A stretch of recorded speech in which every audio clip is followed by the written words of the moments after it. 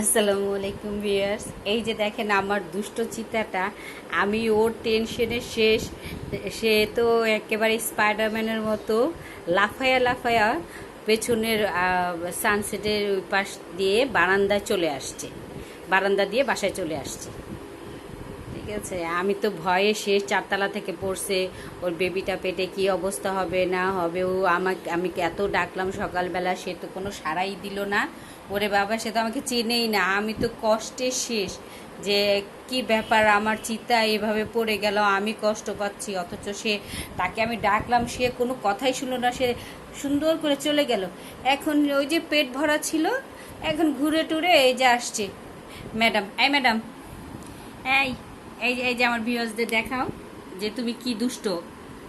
হ্যাঁ, ওর বেবি পেটে এই নিয়ে 2 দিন পড়ে গেল। আমি খুব ভয়ে আছি, খুব কষ্টে আছি। ওর যে কি অবস্থা, সেই দিকে তো কোনো খেয়ালই নেই। আমার ভালোবাসার তো কোনো মূল্যই নাই। আমি ডাক দিলাম, সে সোজা হেঁটে চলে গেল।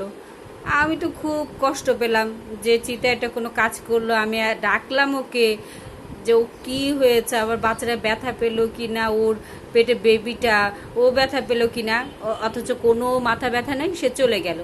এখন ওই যে ক্ষুধা লাগছে, সুন্দর সে চলে আসছে। আমি তো দেখে অবাক। এই চিতা, এই এই দুষ্ট চিতা, এই এই যে আমার বিয়ারদের বলো, তুমি কেমন আছো, তোমার পেটের বেবিটা কেমন আছে? হ্যাঁ, এই নিয়ে 2বার পড়ে গেলা। তুমি কি দুষ্টামি ছাড়বা?